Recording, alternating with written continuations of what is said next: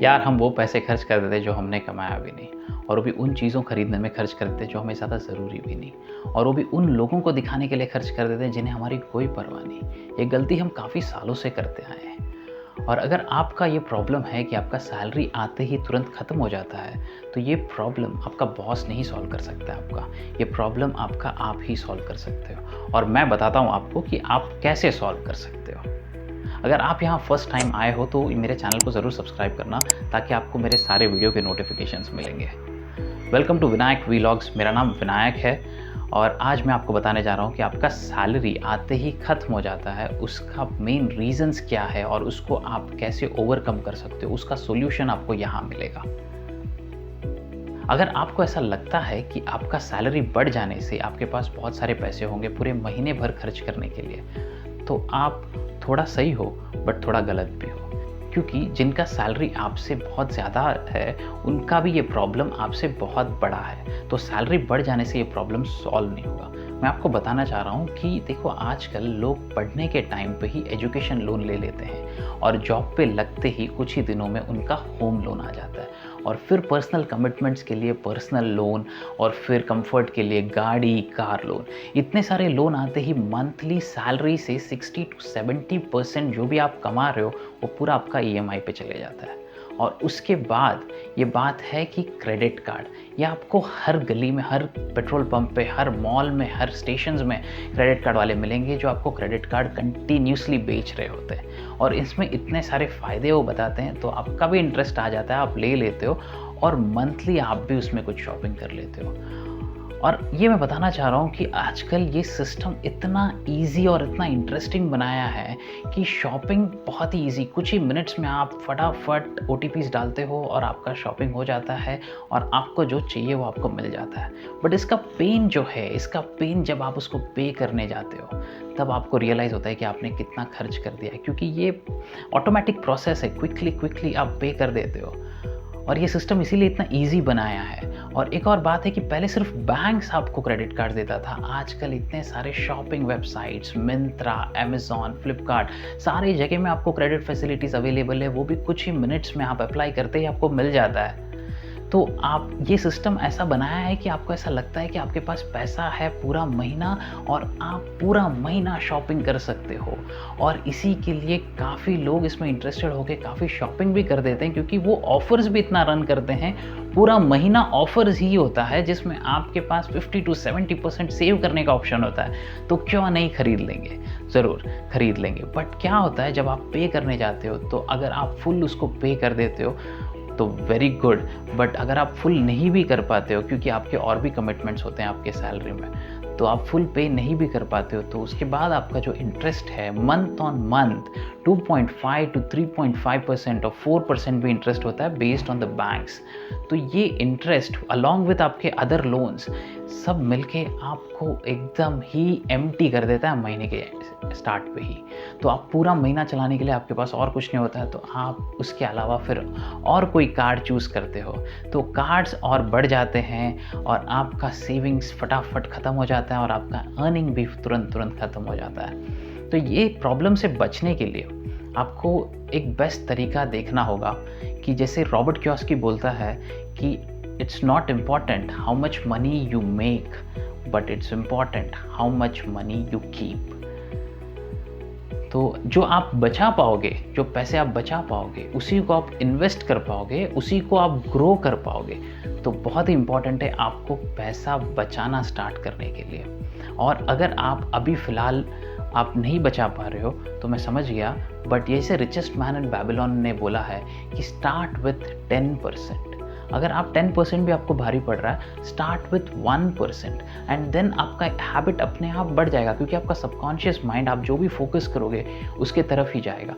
Start with 1%, देखना एक साल में ही आप 10 to 15% आप मंथली सेव करना स्टार्ट कर दोगे।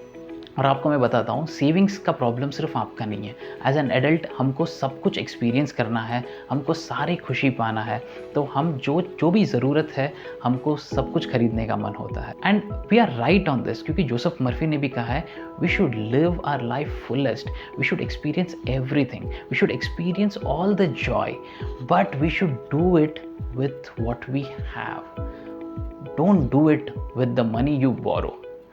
आपको लोन लेके सब कुछ एक्सपीरियंस नहीं करना है, आप आपके कमाई पे करना, और वो आप कर सकते हो। मैं आपको बताता हूँ, ये वीडियो आप एंड तक देखना ताकि आपको स्टेप बाय स्टेप जो गाइड है, आप कैसे ये प्रॉब्लम से बाहर निकलोगे और आप कैसे आपके पैसों से और ज़्यादा पैसे बना सकते हो, इसका स्टेप बाय स्टेप गाइड मैं आपको बताता हूँ। अभी हम बात करते हैं सेविंग्स पे। 95% ऑफ द एम्प्लॉयज़ जो भी जॉब पे है उनका सेविंग्स बहुत ही कम है, और सिर्फ 5% जो है उनका सेविंग्स अप टू 50% तक है। तो 95% लोग बिल्कुल या बहुत ही कम सेव कर रहे हैं या बिल्कुल भी नहीं कर पा रहे हैं, और इसमें से 10 या 20% लोग जो है वो अप टू 20% तक का सेव कर पा रहे हैं। यानी वो भी जो कर रहे हैं सेविंग्स बहुत ही कम है, बट 20% तक they are somehow managing to save. तो ये प्रॉब्लम इतना डिफ़िकल्ट क्यों है? क्योंकि हर जगह में आप कहीं पे भी जाओगे तो आपको मालूम होगा कि save water, save electricity, but किसी ने ये नहीं कहा है कि सेव मनी। बहुत ही कम लोगों ने कहा है, मैं जानता हूँ, सिर्फ आपके पेरेंट्स और आपके काफ़ी क्लोज रिलेटिव्स ने कहा होगा सेव मनी, बाकी आपको किसी ने नहीं कहा होगा। क्योंकि जो बैंक्स हैं ना, वो चाहते हैं कि यू बोरो मनी, वो चाहते हैं कि वो आपको मनी लेंड करते जाए कंटिन्यूसली जितना हो सके, ताकि आपसे वो इंटरेस्ट कमाए। क्योंकि आप आज देखोगे तो सारे इंटरेस्ट ऑलमोस्ट 8% के ऊपर ही है, और आपको जहाँ पे भी आप कमाओगे, आप सेव कर पाओगे तो आप 15% के ऊपर कमा पाओगे। तो almost I think almost double के आसपास हो जाता है। बट वो आपको करने के लिए थोड़ा डिसिप्लिन का ज़रूरत होगा, बट आप ज़रूर कर सकते हो। क्योंकि जो है, ये जो सेविंग्स की तरफ और इन्वेस्टमेंट की तरफ आने के लिए आपको आपका सराउंडिंग ऐसा चूज़ करना होगा। अभी फ़िलहाल आपका सराउंडिंग जो होगा आपके फैमिली मेम्बर्स और कलीग्स, बट आप एक काम कीजिए, आप एक फाइनेंशियल एडवाइज़र के पास जाइए जो आपके साथ बैठ के आपका इनकम और एक्सपेंसेस पे काम कर सकते हैं। तो वो समझ सकते हैं कि आपका सबसे ज़्यादा एक्सपेंसेस कहाँ हो रहा है।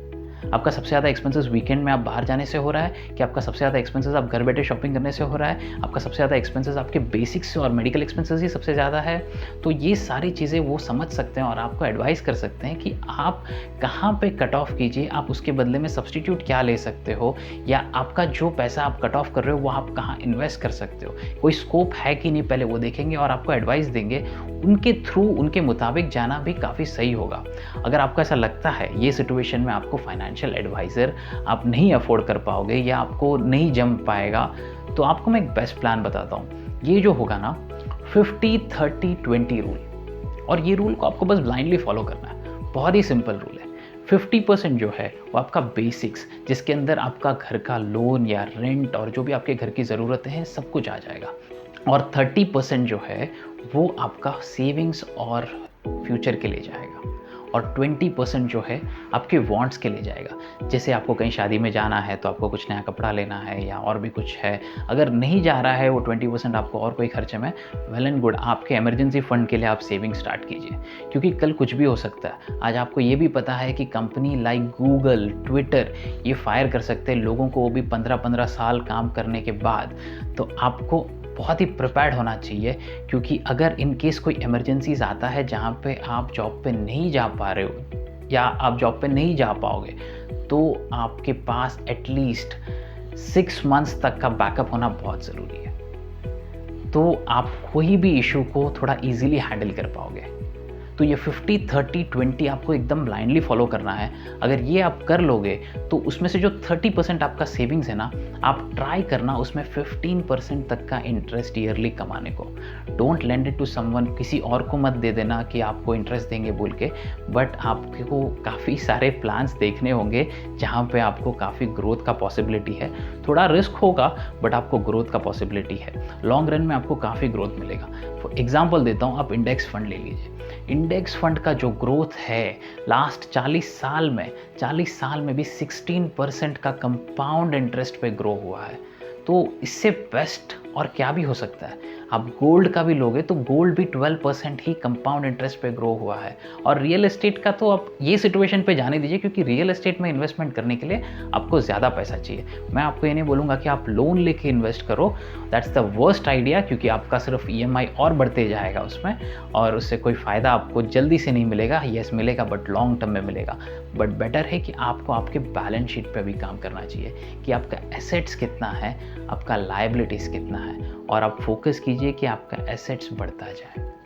अब एक और बात मैं बताता हूँ आपको कि जैसे मैंने आपको बोला था कि आपका सैलरी बढ़ जाने से आपका आधा प्रॉब्लम कम होगा, पूरा नहीं कम होगा, बट सैलरी बढ़ाना बहुत ज़रूरी है। तो सैलरी बढ़ाएंगे कैसे? उसके लिए आपको आपका इनकम अर्निंग स्किल्स जो है उसको बढ़ाना होगा। जैसे आप कुछ भी कर रहे हो ना, वहाँ पे बहुत स्कोप होगा अभी, बट उसका रिस्पॉन्सिबिलिटी और उसका लीडरशिप क्वालिटी आपको लाना होगा। तो उसके लिए आपको वो सब चीज़ें पढ़नी होगी, वो सब लोगों के साथ मिलना होगा, कुछ और चीज़ें सीखना होगा, तो आप ज़रूर उसमें भी तरक्की करोगे। तो जैसे आपका इनकम बढ़ेगा, फिर आप 50-30-20 रूल जो अप्लाई करोगे, और इससे आपका ग्रोथ और होगा, आप फाइनेंशियली और स्ट्रांग होंगे, क्योंकि आपका जब इन्वेस्टमेंट बढ़ेगा, आपका सेविंग्स बढ़ेगा, आप फाइनेंशियली स्टेबल होगे, तो फिर आपको जो आज सिचुएशन है सैलरी आते ही तुरंत ख़त्म हो जाता है, ये प्रॉब्लम आपको तब नहीं होगा, क्योंकि आपका इन्वेस्टमेंट्स इतना स्ट्रांग होगा, तो आप आपके मंथ को पूरा रन करने के लिए आपके पास पैसे होंगे। So thank you so much guys. अगर आपको ये वीडियो पसंद आया तो वीडियो ज़रूर लाइक करना, और आपके फ्रेंड्स और फैमिली के साथ ज़रूर शेयर करना, और ये उन्हीं लोग के साथ ज़्यादा शेयर करना जिनको ये प्रॉब्लम है कि सैलरी आते ही तुरंत ख़त्म हो जा रहा है।